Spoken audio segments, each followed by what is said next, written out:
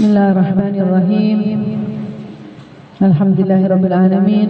Wassalatu wassalamu ala sayyidil mursalin sayyidina wa nabiyyina Muhammadin sallallahu alaihi wa alihi wasallam. Subhanaka la ilma lana illa ma 'allamtana innaka antal alimul hakim. Rabbi ishrah li sadri wa yassir li amri wahlul 'uqdatam min lisani yafqahu qawli, amma ba'du. Alhamdulillah, Allah berikan kita kesempatan untuk berjumpa lagi dalam keadaan sehat walafiat, yaitu tiada lain duduk di majlis dengan harapan ingin membahagiakan Nabi besar Muhammad SAW, dengan niat ingin menjadi wanita-wanita solehah yang dibanggakan oleh Nabi besar Muhammad SAW. Madrasatul aulad, ibu adalah sekolah bagi anak-anaknya. Maka kalau ibunya tidak punya ilmu, lalu apa yang akan diajarkan kepada anak-anaknya? Itu niat kita. Sebelum kita taklim, perbaiki niat untuk agar Allah berikan kemudahan bagi kita mendapatkan ilmu yang bermanfaat. Alhamdulillah, salawat serta salam sudah kita ucapkan dengan lisan, insyaallah juga dengan hati, dengan pembacaan maulid Nabi besar Muhammad sallallahu alaihi wasallam. Mudah-mudahan kita tidak keluar dari tempat ini kecuali mendapatkan curahan syafaatnya Rasulullah sallallahu alaihi wasallam. Kita selalu tidak akan pernah bosan untuk mendengarkan bacaan manakib atau syair-syair yang telah dilantunkan oleh teman-teman, oleh siapapun itu, juga salawat-salawat yang dibacakan. Kita juga tidak akan pernah bosan membaca dan mendengarkan, karena ini adalah hadiah kita buat Rasulullah SAW di dunia. Kelak akan menjadi hadiah buat kita dari Rasulullah SAW untuk kita, insyaallah. Bagaimana kita tidak akan memberikan hadiah kepada beliau? Bagaimana kita tidak akan menyenangkan hati beliau? Karena beliau rela lapar, beliau rela tidak makan, tidak minum, sampai perutnya menipis dan diganjal dengan batu. Tiada lain, hanya ingin untuk kita, untuk umatnya. Beliau berdoa saat perutnya, saat beliau kelaparan, beliau berdoa, ya Allah, laparku di dunia hanya aku berikan kepada umatku agar tidak kelaparan besok di akhirat. Laparku saat ini menjadi penebus dosa umatku besok di akhirat. Lalu apa yang mau kita balaskan kepada Rasulullah SAW? Ya, dalam ada itu bacaan biasanya di dalam rotib, ya, jazallahu anna sayyidina Muhammadan sallallahu alaihi wasallam khairan, jazallahu anna sayyidina Muhammadan sallallahu alaihi wasallam ma huwa ahlu. Terima kasih, rasa ungkapan syukur terima kasih kepada Rasulullah sallallahu alaihi wasallam. Mudah-mudahan tidak hanya di lisan, tapi setiap kita berbuat baik, Rasulullah tersenyum bahagia. Setiap kita melakukan hal-hal yang tidak melanggar daripada syariat atau dilarang oleh Allah, bukan cuman tidak melakukan sholat, tidak melakukan perintah-perintah wajib, tapi seperti tidak menyakiti hati sesama, tidak menyakiti hati sesama, saling peduli, selalu ingat kepada teman-teman yang kurang, sedekah atau apapun itu, bentuk cinta kita kepada sesama itu adalah bukti cinta kita kepada Rasulullah dan membuat Rasulullah SAW tersenyum. Dan yang paling membuat Rasulullah bahagia adalah duduknya kita di tempat ini untuk mencari ilmunya Nabi besar Muhammad sallallahu alaihi wasallam. Sebelum kita mulai, kita baca niat dulu, niat taklim. Bismillahirrahmanirrahim. Nawaitu ta'alluma wa ta'lim wa tadakkura wa tadhkir wa naf'a wal intifa' wal ifada wal istifada wal hadda ala tamassuk bi kitabillahi wa sunnati rasulih wa du'a ila al-huda wa dalalata ala al-khair ibtigha'a wajhillah wa mardatihi wa qurbihi wa sawabihi subhanahu wa ta'ala walhamdulillahi rabbil alamin. Allahumma arzuqna ilman ladunni wal mashraba safiyal hani ya wahhab ya ghani. Alhamdulillah, al-Fatihah ila hadratin Nabi Mustafa Muhammadin wa ala alihi wa sahbihi wa dzurriyyatihi wa jami' ahli baiti at-tayyibin at-tahirin wa ashabil akramin al-muhtadin wa tabi'in lahum bi ihsanin ila yaumiddin wa khususan musannifil kitab Sayyid Ahmad bin Umar Asy-Syafiri wa Syekh Samir wa Syekh Abdullah bin Sumair al-Hadrami nafa'ana Allah bihi wa bi asrarihim wa anwarihim wa ulumihim wa nafahatihim fid din wad dunya wal akhirah. Al-Fatihah. A'udzu billahi minasy syaithanir rajim. Bismillahirrahmanirrahim. Alhamdulillahi rabbil alamin arrahmanir rahim maliki yaumiddin iyyaka na'budu wa iyyaka nasta'in ihdinas siratal mustaqim siratal ladzina an'amta 'alaihim ghairil maghdubi 'alaihim waladdallin amin. Bismillahirrahmanirrahim. A'da'us sujud sab'ah. Iya, kemarin kita tentang syaratnya sujud. Sekarang anggota sujud itu ada 7.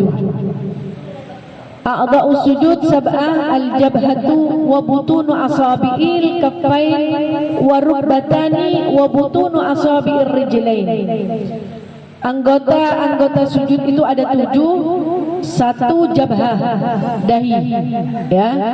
Jadi dahinya harus nempel di tempat sujud, tidak boleh tertutup kain ataupun apa yang kita pakai kemudian menutup, ya. Jadi kainnya, rukunya kena ke tempat sujud lalu kita sujud, maka sujudnya tidak sah karena dahi kita tidak menyentuh dari ke tempat sujud. Jadi nomor 1 jabhah, dahi. Yang kedua wabutunu asabi'il kaffain, telapak tangan sama jari-jarinya, ya, menyentuh tempat sujud. Kedua telapak tangan beserta jari-jarinya menyentuh daripada tempat sujud. Warukbatani, dan 2 lutut, ya, dan 2 lutut. Bagaimana kalau asam uratnya kambuh, lututnya sakit kalau ditekankan?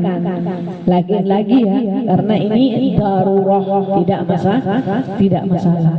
Tapi selagi bisa atau tidak membuat bahaya, dipaksakan. Karena sholat ini salah satu daripada olahraganya orang mukmin.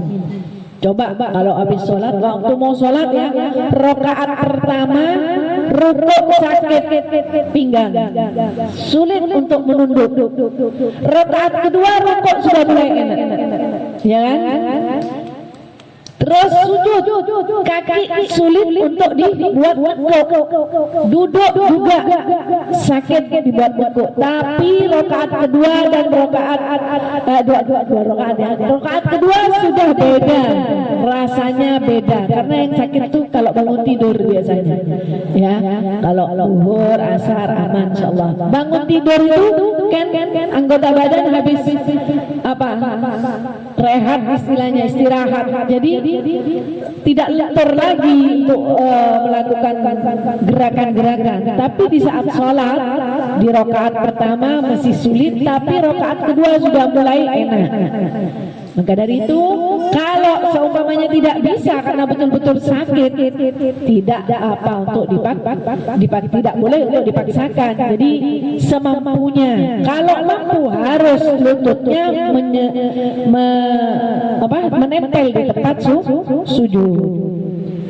Dan wabutunu asabi'ir rijlain, dan punggung atau telapak kaki, bukan punggung, telapak kaki serta jari-jari kaki. Ya. Kedua, telapak kaki dan jari-jarinya. Jadi harus nempel, harus gini ya, gini. Jadi bukan nanti malah apa ya, malah gini.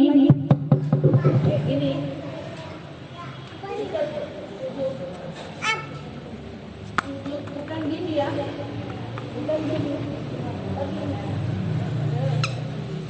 Ditegakkan. Jari-jari gini, ya. Jadi kalau gerakannya seperti tadi tidak sah sholatnya. Kenapa? Karena tidak memenuhi syarat daripada 7 anggota tubuh.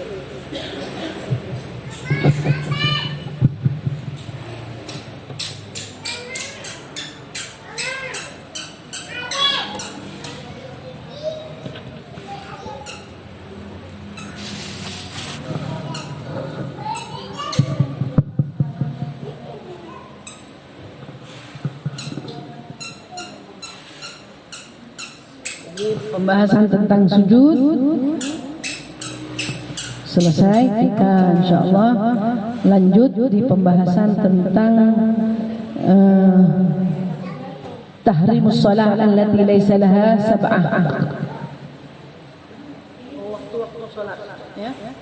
Jadi anggota itu yang pertama dahi kan, yang kedua telapak tangan 1, 2, 3.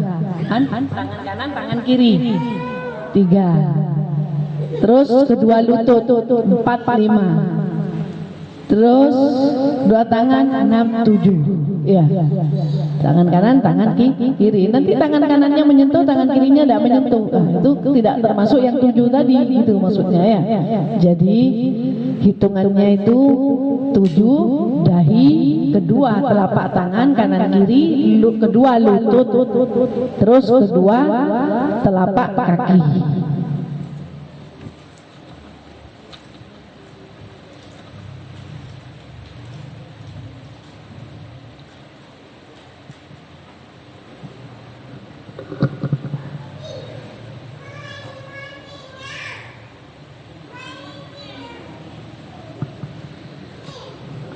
Bismillahirrahmanirrahim. Awqatus shalah khamsah.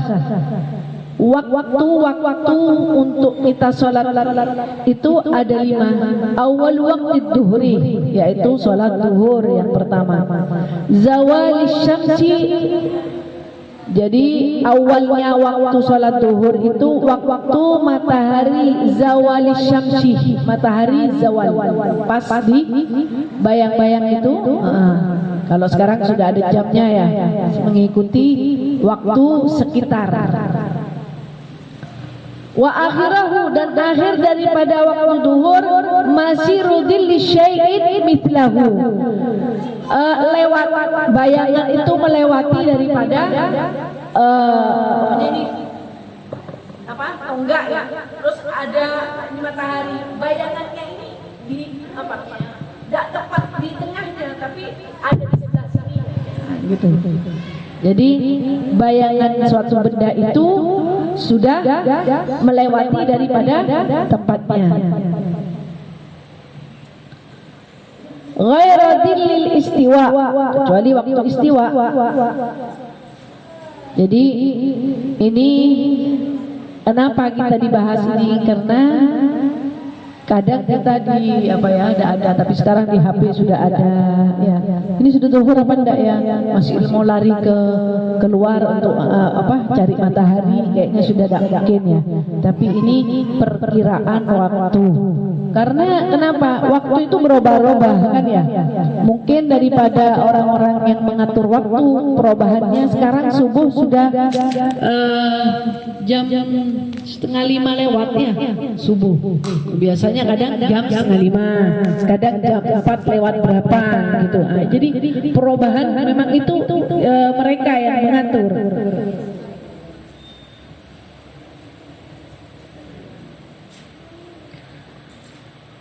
Jadi itu adalah waktu sholat duhur. Kemudian yang al-waqtul kulli ila sittati awqat wa awal waqtil asri, dan waktu sholat asar.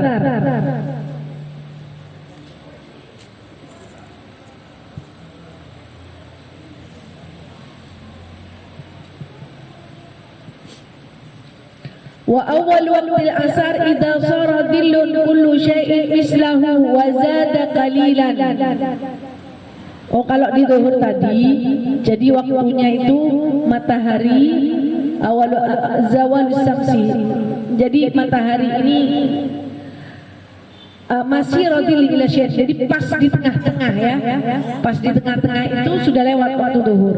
Tapi kalau asar sara dillu kullu syai'in mislahu wa zada qalilan. Kalau di waktu zuhur bayang-bayang itu terlepas sedikit. Tapi kalau di waktu asar pas bayang-bayang di benda tadi, tapi agak miring sedikit. Kullu syai'in mislahu wa zada qalilan, dan tambah sedikit, ada sedikit. Wa akhirahu inda ghurubis syamsi, dan akhir daripada salat asar yaitu saat matahari terbenam.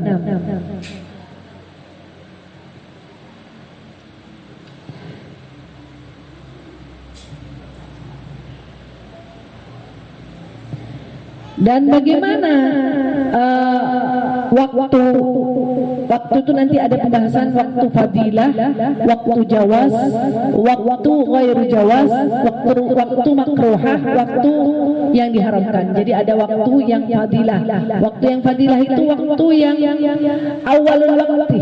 Jadi pas adzan, selesai adzan, mempersiapkan diri untuk wudu, pakai mukena, langsung ke tempat wudu. Itu adalah waktu fadilah.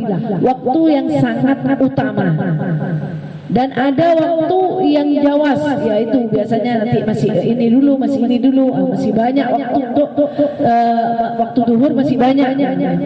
Jadi tapi tidak langsung tepat waktu setelah adzan. Kalau yang tepat waktu setelah adzan namanya waktu fadilah. Tapi kalau sudah lepas dari itu namanya waktu jawaz yang diperbolehkan. Terus ada waktu yang ghairu jawaz, yang apa ya, mendekati makruh, sudah hampir jam 2 itu biasanya sudah, tapi masih umpamanya waktu zuhur untuk asar 2:30 ya. Jam 2 ini kan sudah agak akhir ya. Terus yang makruh ya sudah mau mendekati, yang haram kalau kita mau sholat zuhur sudah belum tidak sampai selesai daripada rakaatnya. Umpamanya kita sholat zuhur 4 rakaat itu 5 menit umpamanya. Lah ini belum 5 menit sudah adzan asar. Itu namanya waktu yang diharamkan. Jadi sholat yang kita lakukan tetap kita lakukan, ya sah sholatnya. Tapi kita masuk di waktu yang diharamkan. Jadi seperti asar, orang juga ya waktu asar ya di tepat waktu, awal waktu. As-sholatu li waqtiha, sholat di awal waktu itu yang paling baik. Jadi itu adalah waktu fadilah, waktu yang paling baik, yang paling utama.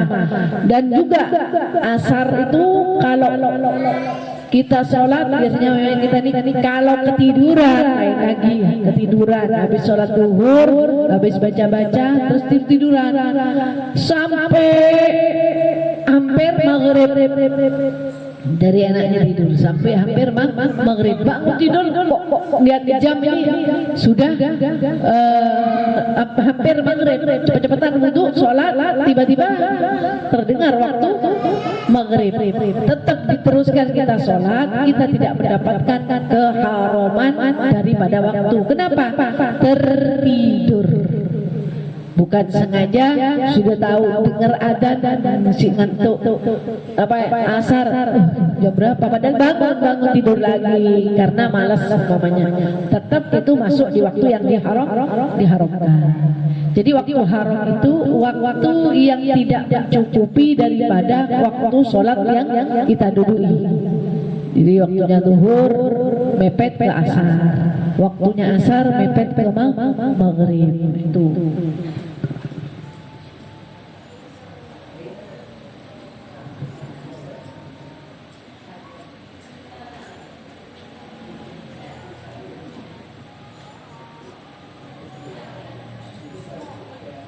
Wa awwalul waqtil asar idza sara dhillu kullu syai'in mithlahu wa zada qalilan wa akhirahu inda ghurubi syamsi, sampai matahari terbenam. Jadi ada waktu bila karoha ilal asfar, waktu jawazi bi karoha. Jadi waktu-waktu yang diharamkan ya matahari sudah hampir yang makruh, matahari sudah hampir menutupi, hampir tenggelam, belum tenggelam ya, itu waktu-waktu yang dimakruhkan. Kemudian maghrib wa awal waktul maghrib ghurubis syamsi, tenggelamnya matahari, itu awal waktu maghrib.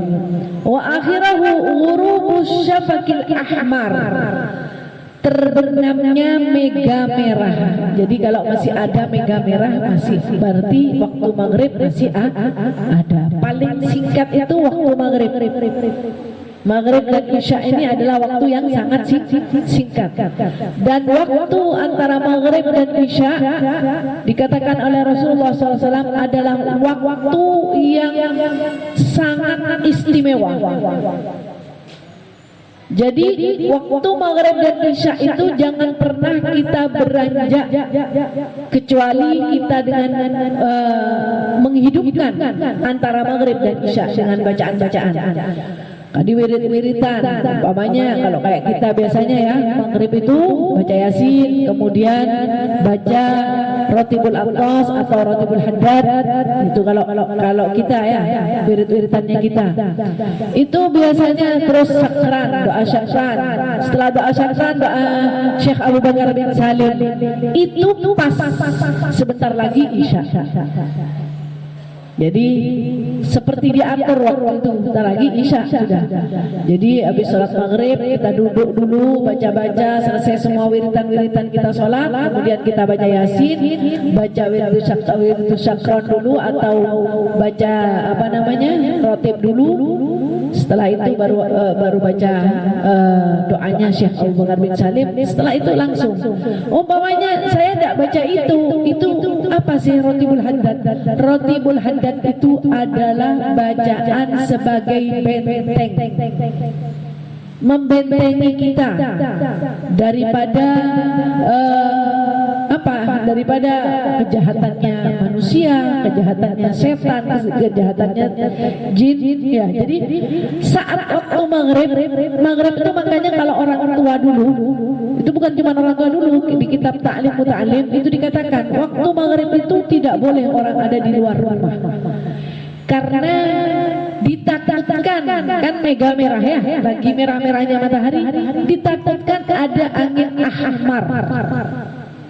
Kalau orang itu kena angin ahmar, naudzubillah, biasanya mulutnya bilu ya, atau badannya itu mati separuh. Kalau sekarang stroke ya. Kalau orang dulu bilang kena angin ahmar.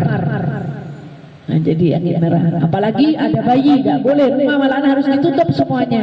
Iya, supaya tidak terkena daripada, dan juga di saat malam itu makhluk-makhluk halus berkeliaran. Makanya kita yang ada di dalam rumah tidak boleh berkeliaran. Makhluk-makhluk halus lagi berkeliaran, kita di dalam rumah sampai selesai waktu isya. Mau beraktivitas lagi silahkan. Jadi membentengi kita seperti bersyakron ya. Minal jinni wal umus wa ghairihi min sa'iril makhluqat min basharin aw syaitanin aw sultanin aw waswasin, atau juga dari waswasnya kita. Fardut nadarahum fi intikasin wa qulubuhum fi waswasin. Jadi minta kepada Allah untuk membentengi diri, melepaskan kita dari setan, dari gangguan jin, dari gangguan manusia, dari waswas yang dibuat-buat kita sendiri.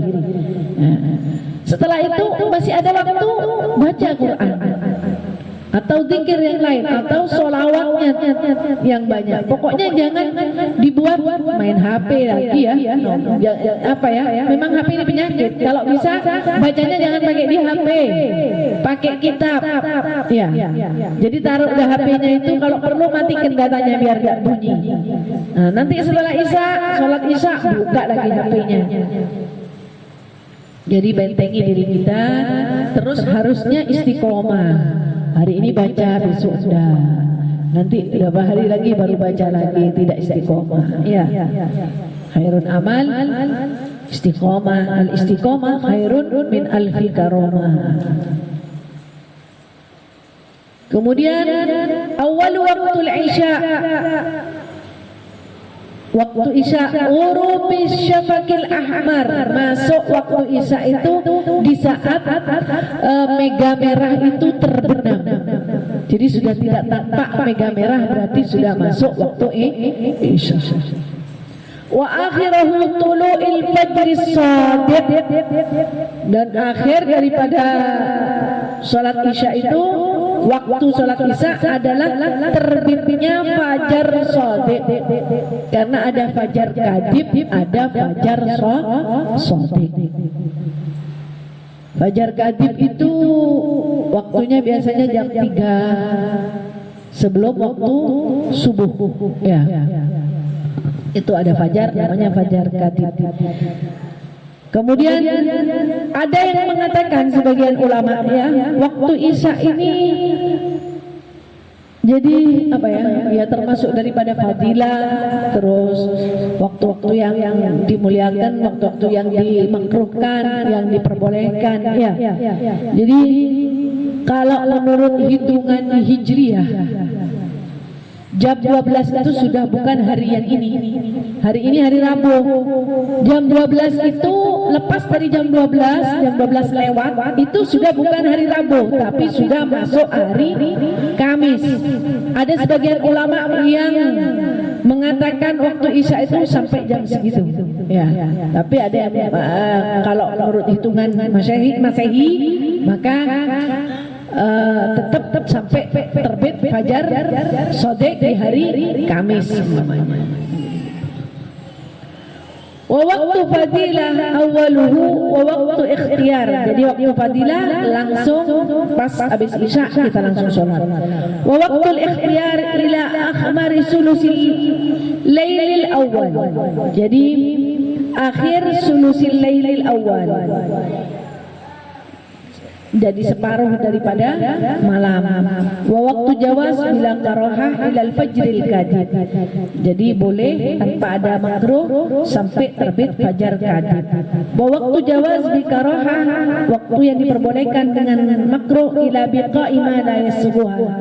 Wa waktu haramihi wa waktu udrin wa waktu daruratin.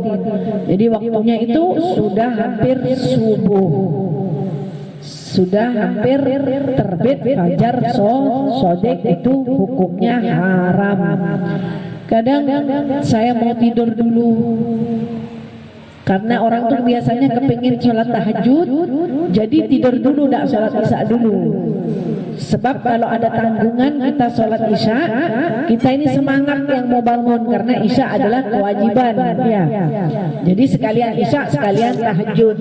Ternyata dari enaknya tidur sampai hampir lolosan, hampir terbit fajar shadiq, maka waktunya adalah waktu yang diharamkan, ya. Jadi kalau bisa, kita kan bisa ikhtiar untuk tidak melakukan tidur dulu. Karena saya kalau tidur nanti kelolosan. Kalau sekali-sekali bukan termasuk daripada waktu yang diharamkan, ya. Jadi yang diharamkan ini yang dibuat kita sendiri, sampai datang waktunya mepet sampai ke waktu terbit fajar shadiq. Tapi kalau umpamanya biasa tidur sebentar habis sholat isya itu ngantuk, ya, setengah 8 tuh ngantuk. Nanti jam 10, jam 11 bangun, bagus. Bagus, tapi tetap fadilahnya itu sholat fi awalil waqti. Sholat itu jadi fadilahnya waktu, keutamaan waktunya itu pas setelah waktunya. Jadi habis adzan isya, doa, baca doa menjawab adzan, doa adzan, kemudian kalau masih punya wudu dari sholat maghrib, langsung kita berdiri untuk melakukan sholat. Jadi usahakan habis wirid-wirid tadi itu, ya, kalau batal cepat wudu agar kita mendapatkan memperoleh fadilahnya daripada keutamaan fadilahnya sholat. Wa awal waktu subhi, dan awal waktu subuh, tulu'ul fajr shadiq, terbitnya fajar shadiq. Wa akhirahu tulu'us syamsi, dan akhir daripada waktu salat subuh terbitnya matahari. Jadi sebelum isyraq itu matahari sudah mulai kelihatan. Jadi itu daripada akhirnya.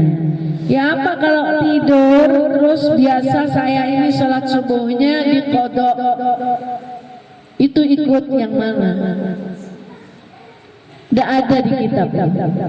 Salat subuhnya jam 9, jam 8 ada. Atau setengah 7, yang penting bisa sekolah. Jadi lebih utama sekolah daripada salatnya. Tidak ada rukhsah, tidak ada keringanan buat orang-orang yang mengatakan salat subuhnya. Jadi tidur bangun jam 8, salat jam 8. Tidak ada. Jadi yang dinilai daripada seseorang itu waktu subuhnya. Yang dinilai waktu subuhnya. Kalau sudah subuhnya benar, karena itu adalah awal daripada kehidupan kita. Bangun lebih-lebih sebelum subuh ya. Jadi kita yang menunggu matahari terbit, bukan matahari yang menunggu kita. Jadi kalau kita ingat, iya kalau Allah bangunkan kita. Kalau Allah tidak mau membangunkan kita, kita ketinggalan waktu subuh kita. Jadi waktu subuh adalah awal waktu kita mendapatkan kehidupan baru dan dapat menentukan keseharian kita nanti di waktu subuh, insyaallah. Mudah-mudahan. Jadi kalau bisa, kenapa ya subuh memang sulit ya. Subuh ini memang kenapa ya itu tadi hafidhu katanya dalam Al-Qur'an. Allah berfirman hafidhu ala salati, jagalah kalian salat kalian, wassalatil wusta wa qumu lillahi qanitin. Jaga daripada salat-salatmu, khususnya salat wusta. Ada yang mengatakan salat wusta itu subuh, ada yang mengatakan salat wusta itu asar. Kenapa asar? Karena orang habis kerja, ya, pulang kerja, habis salat zuhur, capek tidur, hilang kadang asarnya. Nah, jadi salat wusta itu ada yang mengatakan asar, ada yang mengatakan subuh. Bangun kalian agar kalian menjadi orang yang bertakwa. Bangunlah kalian agar kalian dirikanlah sholat, maksudnya di sini bangun ya, agar kalian menjadi orang-orang yang bertakwa kepada Allah. Jadi jangan pernah meremehkan sholat ya. Orang yang sholat tepat pada waktunya, besok di akhirat hisabnya itu diawalkan. Ada orang di dalam kitab Nasu'ihul Ibad dikatakan orang itu selalu melakukan apa-apa yang Allah perintahkan, tidak pernah dia meninggalkan. Sholat di waktunya, puasanya, zakatnya, tidak urusan dengan manusia, hablum minan nasnya, baik semuanya. Tapi setiap sholat dia selalu mengakhirkan sholat. Yang dia katakan mengakhirkan di sini maksudnya lebih mementingkan urusan dunianya daripada akhiratnya. Karena urusan dunia, urusan akhirat ini maksudnya perintah Allah ya, salat. Jadi hayya 'alas shalah, orang kalau tergerak hatinya saat mendapatkan panggilan hayya 'alas shalah, ayo salat, ayo salat. Itu kan hayya 'alal falah, ayo datang untuk mencapai keberuntungan. Jadi kalau kita cepat-cepat kita akan beruntung, cepat-cepat kita salat kita akan beruntung. Dan orang yang langsung melakukan hal itu, orang itu besok di akhirat akan mendapatkan hisab. Kalau dia mudah-mudahan kita bighairi hisab semuanya ya. Karena hisabnya ini satu daripada kesalahan, tidak ada yang terlewat besok dari hisabnya Allah. Inka nabi sekala darratin khairan yarah. Walaupun hanya sebiji sawi kecil, tetap dihisab besok. Nah ini kita setiap hari kesalahan demi kesalahan kayaknya ndak ada ya, kayaknya ndak biasa-biasa aja. Padahal hal yang kecil itu besok tertulis. Bahkan nafas yang keluar masuk kita gunakan itu besok ada hitungannya di hadapannya Allah. Maka dari itu besok orang yang paling ringan hisabnya, yang paling cepatnya yaitu orang yang selalu sholat tepat pada waktunya. Sekalipun dia punya banyak rentetan yang harus dihisab, tapi Allah kedepankan ini fulan, ini cepat fulan ini. Jadi ada nanti catatannya orang-orang yang sholat tepat pada waktu, ada semua catatan. Dan pahalanya yaitu saat dihisab dia akan dipercepat hisab. Sebaliknya orang yang selalu mengakhirkan waktu sholat, dia saat dihisab, ada itu di dalam Sahihul Ibad, sampai dia itu rentah, sampai tua rentah. Jadi di dalam cerita itu besok di akhirat kita ini dibangunkan oleh Allah sama rata, ya. Tapi menurut nanti di surga sama rata. Tapi di saat dibangunkan kita sesuai dengan amal-amal kita. Kalau amalnya baik, kita dibangunkan di dalam keadaan baik. Tapi saat amalnya tidak baik, ada yang dalam keadaan merangkak, ada yang dalam keadaan melata jalan seperti ular, ada yang macam-macam. Jadi ada man yamshi ala batni wa ila man yamshi ala rijlain. Jadi ada yang berjalan dengan kakinya, ada yang berjalan dengan kepalanya, ada yang berjalan dengan batangnya, perutnya. Jadi besok dibangkitkan dengan bermacam-macam. Maka dari itu yang nunggu hisab sampai tua.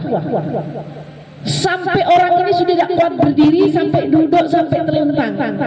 Ditanya sama satu orang, hai malaikat, kenapa ini kok tidak dihisab-hisab? Yang lain sudah semua, ini orang ini tidak dihisab-hisab. Ini dipanggil, ini tidak. Kenapa? Ada apa sama orang-orang ini? Dia di saat di dunia selalu mengakhirkan sholatnya. Tapi ada yang boleh, bahkan dianjurkan untuk mengakhirkan sholat. Itu ya Islam. Jadi Islam ini adalah agama yang indah, agama yang apa? Yaitu la yukallifullahu nafsan. Allah tidak akan pernah memaksakan keinginannya Allah, kehendaknya Allah, illa wus'aha, kecuali kita mampu. Jadi umpamanya, kalau saya mengakhirkan, saya nanti bakal sholat berjamaah. Kalau saya sholat awal waktu, saya tidak dapat jamaah. Maka lebih baik kita mengakhirkan sholat.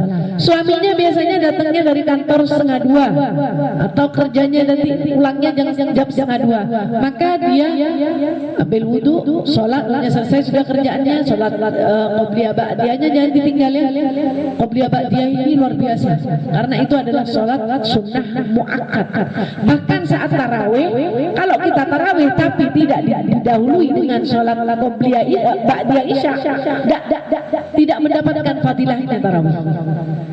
Orang ribut sama tarawih, ya, ribut orang tarawih. Tapi ba'diyah isya dia tidak melakukan. Jadi telah datangnya, yang penting hadir tarawih, langsung tarawih, sudah sholat isya di rumahnya tapi dia tidak melakukan sholat ba'diyah. Jadi ba'diyah itu adalah sunnah yang dikuatkan. Seandainya tidak merepotkan untuk umatku, katanya Rasulullah, maka akan aku wajibkan sholat sunnah qobliyah ba'diyah sama dengan sholat tahajud. Seandainya tidak merepotkan, maka akan aku wajibkan, katanya Rasulullah. Jadi boleh, bahkan termasuk daripada hitungan atau pahalanya sholat tepat pada waktu. Kalau dia nanti yakin nanti datang suami saya walaupun akhir, tapi saya bisa berjamaah. Ya, jadi karena kita sholat sendiri pahalanya 1, berjamaah 27, pakai siwak 70. banyak pahala-pahala. Kadang kita meremehkan hal-hal kecil, padahal besok yang hal-hal kecil itu dapat menutupi daripada dosa-dosa kita. Jadi perbanyaklah amalan-amalan sunnah, karena amalan sunnah itu dapat menambal daripada kesalahan-kesalahan kita, bukan dosa-dosa besar ya, menambal daripada kayak kita tidak sholat khusyuk, sholatnya tidak khusyuk, atau kita apa ya, sehari ini tidak ada sedekah, terus apa pokoknya hal-hal yang nyakitin hatinya orang secara tidak sengaja ya. Kadang tidak sengaja tiba-tiba kok ya Allah, apa ya, kok tadi ngomong kayak gini, atau tadi di telepon kok ngomongnya gini, atau di telepon pas kelanjutan ghibah umpamanya. Jadi amalan-amalan sunnah yang kita anggap tidak ada artinya, remeh-temeh itu besok akan menambal daripada yang lobang-lobang daripada amalan-amalan kita besok. Kemudian apalagi yang boleh mengakhirkan kita kalau di perjalanan, ada jamak takdim, ada jamak takhir. Di perjalanan sudah masuk waktu zuhur ya, nanti perkiraan sampai di tempat asar, masih ada waktu asar. Lebih baik saya mau sholat jamak takhir. Boleh apa enggak? Boleh, apalagi perempuan. Kadang kita sudah pakai kendaraan, sudah ada kendaraannya, sudah ada ini. Kadang kita kesulitan, khawatir auratnya terbuka, maka diperbolehkan. Tapi kalau laki-laki lebih baik jamak takdim. Kalau perempuan boleh, lebih baik nanti di rumah, khawatir kerepotan. Ya kadang perempuan ini diangkat, saya sering kelihatan itu. Dia mungkin khawatir kena najis atau ya apa, atau mungkin apa ya, ngangkat secara tidak sengaja sampai auratnya kelihatan. Sampai auratnya kelihatan. Setelah sampai di atasnya musola baru diturunkan. Orang laki yang lihat siap di depannya. Atau mau wudhu, biasanya tempat wudhu itu terbuka, kelihatan auratnya, rambutnya, telinganya, kan dibuka. Khawatir nanti, padahal boleh kita nih apa ya, cuman digeser sedikit karena apa ininya juga takutnya ndak anu, jadi akhirnya dibuka kan sama kita. Terus ya, di situ kelihatan aurat kita. Kalau sekiranya bisa dipastikan untuk tidak tampak aurat, silahkan mau sholat. Tapi Allah tetap memberikan fadilah tadi, sekalipun kita sholat dalam keadaan jamak takhir, tetap mendapatkan fadilah. Ya.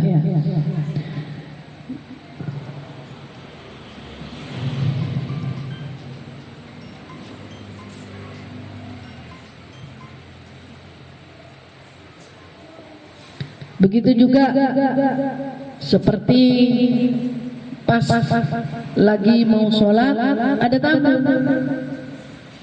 terus tamunya ditinggal. Padahal menghormati tamu itu wajib ya. Kadang orang ini belajar apa ya, harus tepat waktu ini. Jadi tamunya sebentar ya, saya sholat dulu ya, sebentar. Jadi biar tamu masuk dulu, kemudian kalau asalkan sholatnya maksudnya itu bukan yang waktunya bukan yang mepet ya, waktu masih awal baru adzan, kemudian ada tamu, suruh dulu tamunya masuk, kemudian ajak bicara. Kalau dia memang mau lama, yuk sholat, ajak sholat. Saya mau sholat dulu, ayo sholat yuk bareng. Kalau memang dia sebentar, asalkan tidak sampai menghabiskan waktu duhur namanya, masih mau ngeluarin kopi, ngeluarin jamu tamu dulu, karena tidak beriman seseorang kalau dia tidak menghormati tamunya. Ya. Mau kedatangan orang tua, mau kedatangan saudara, jadi pas datang pas adzan, kecuali sudah adzan, nah kita sholat sebentar lagi, orang apa keluarga mau datang, enak sudah kan gitu. Jadi sambut dulu tamunya, baru kita sholat. Umpamanya sampai akhir, sampai jam 2 tetap kita mendapatkan fadilahnya sholat, karena yaitu tadi ada rukhsah, ada apa? Ada istilahnya diperbolehkan gitu ya, diperbolehkan untuk kita tidak sholat pas di waktunya. atau sakit jadi sekalian wudhunya. Kalau dia balik-balik ambil wudhu, repot mamanya diperban ya, pas diperban boleh kena air, cuman nanti sekalian bersihin, jadi dipepetkan ke waktunya, jam 2 atau setengah 3 itu dibersihin, langsung dia sholat zuhur, nunggu sampai asar. Nah, enggak apa-apa, kayak gitu. Ya, kan bukan setiap hari sakit. Atau memang orang yang sakit, orang tua kita sakit, yang punya kewajiban kita kan, nguduinnya di akhir-akhir kan boleh. Kenapa? Ya itu tadi, supaya dia tidak repot, tidak kerepotan. Jadi Allah itu tidak pernah merepotkan. Asir wala tu asir, mudahkanlah, jangan dipersulit. Kadang kita sendiri yang mempersulit.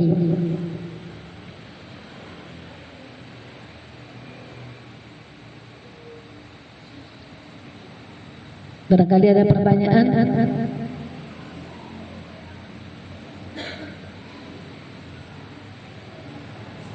Iya.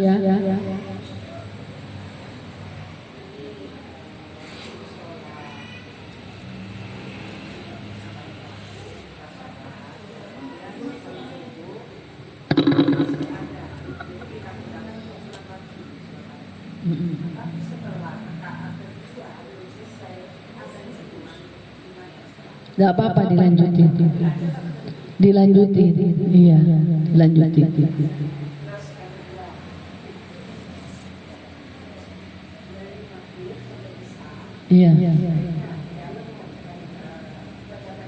Iya.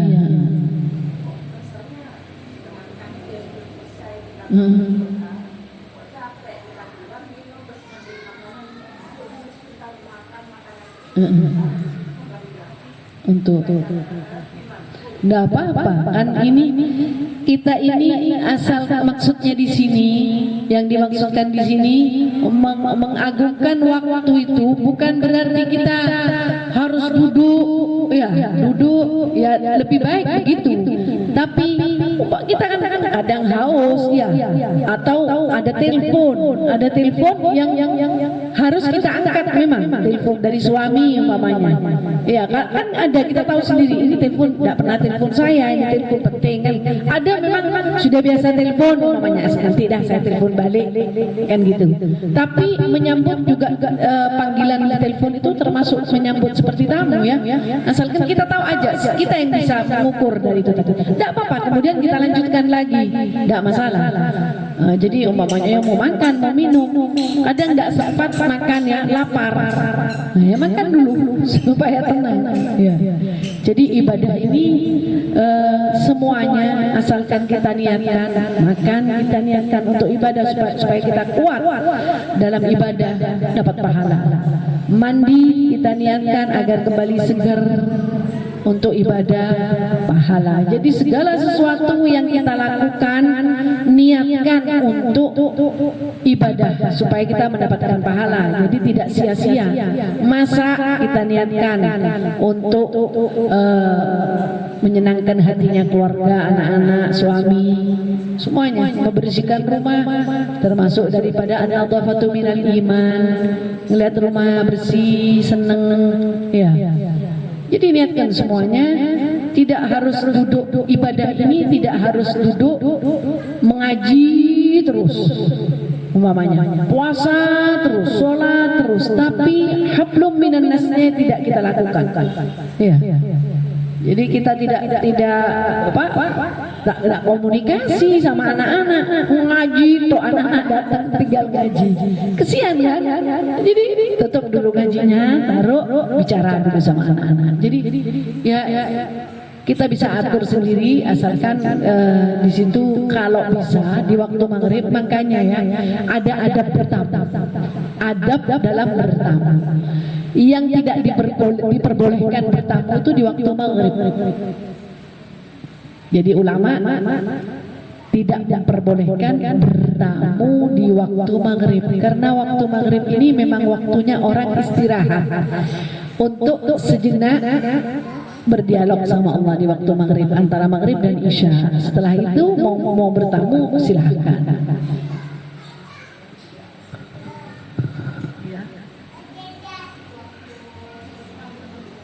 Apa?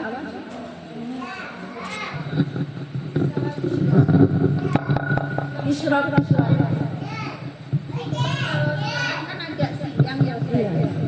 Jadi kalau sekarang waktunya kalau tidak salah jam 5.39 menit. Jadi hampir jam 6 kurang sedikit. Nah, kalau pas misalnya kita kan dari subuh nunggu tuh, oh ternyata anak sekolah nih ada perlu atau ceplok telur sebentar, masih boleh saja. Antara isyraq dan duha nih sedikit waktunya sedikit. Tapi kalau di situ duha panjang, tidak apa-apa, tidak apa-apa. Untuk sholat isyraq itu tidak apa-apa. Jadi asalkan tidak matahari tidak sampai betul-betul terbit terang gitu. Ya, jadi artinya, masih remang-remang.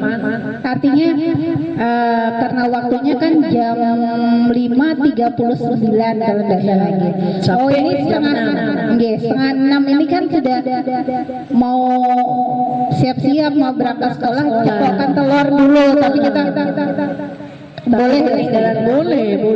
Masih isyraqnya masih boleh. Dan isyraq itu memang seharusnya isyraq itu tidak bangun dari subuh nunggu sampai isyraq. Itu yang afdal seperti itu.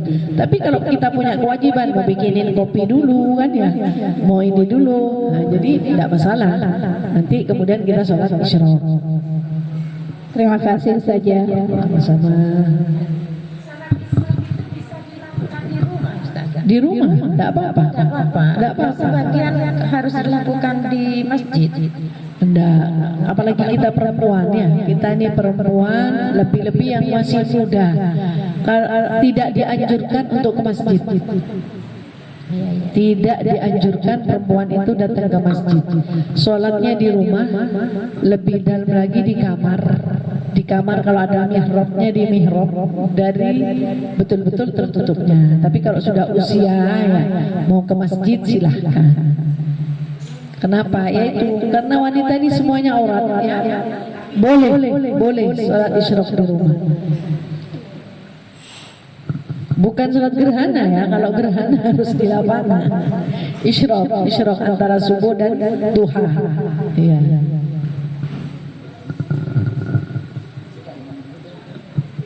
Ustazah, terkait dengan waktu yang haram tadi, Iya. ketika contohnya misalnya sholat asar ya,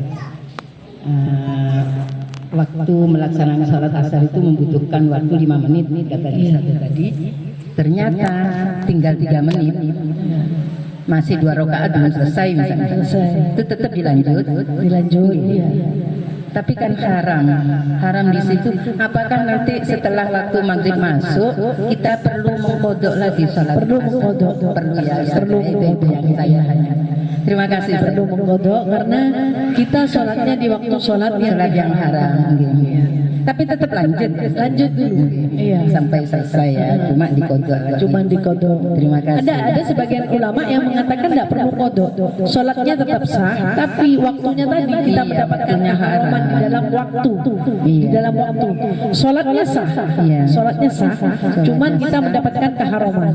Tapi ada sebagian pendapat ulama lagi yang mengatakan karena sholatnya masuk di waktu haram, maka sholat tadi termasuk sholat yang tidak sah. Iya.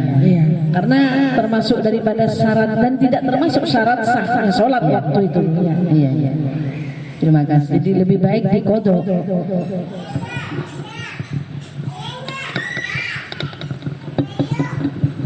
Mungkin ada yang tanya lagi?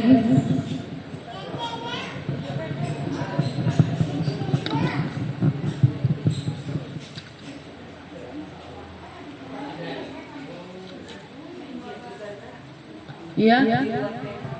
Boleh. Ada pendapat ketika kita dari rakaat pertama ke 2 bisa bertahan. Iya. Dari rakaat pertama ya. Kita kan berdiri di rakaat pertama nih. Iya. Berdiri ke rakaat kedua, itu kita berdiri, kita kaki kiri Allah. Katanya membadarkan Termasuk dulu gerakan. Kemarin itu 3 kali kemarin itu tidak termasuk kan?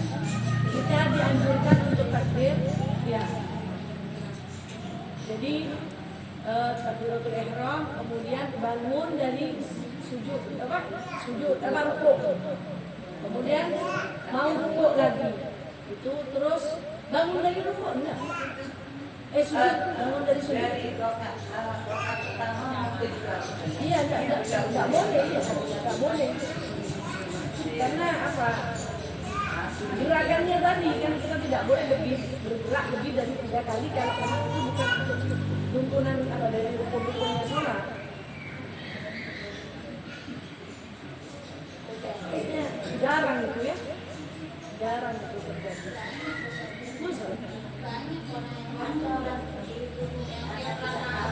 Tapi kalau takbir tidak apa-apa, Allahu Akbar, tapi tidak pakai gerakan. Oh, banyak seperti takbiratul ihram lagi. Ada yang Iya. Tidak boleh ya, tidak boleh gerakannya sama dengan gerakan takbiratul ihram. Tapi kalau kita mengucapkan takbirnya boleh. Jadi setiap kita mengganti gerakan itu disunahkan untuk membaca takbir. Allahu Akbar, bangun dari sami Allah liman hamidah, terus mau bangun Allahu Akbar sujud ya. Tapi kalau gerakannya ya tidak boleh.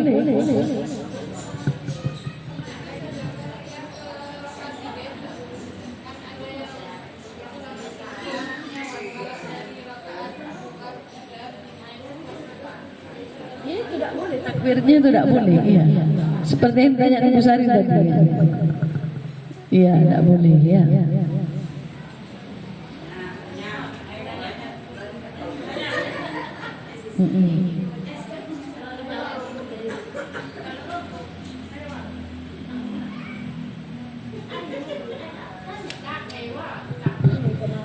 bahasanya sunnah bahkan ya. Kita bertakbir itu sunnah. Tapi itu tadi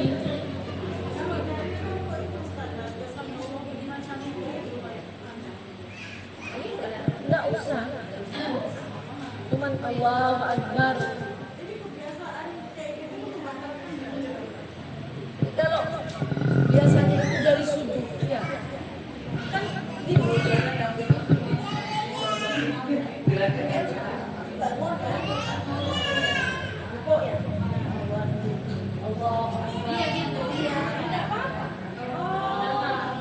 Ini yang dimaksud bangun dari sujud. Dari tadi bangun dari sujud Allah Akbar.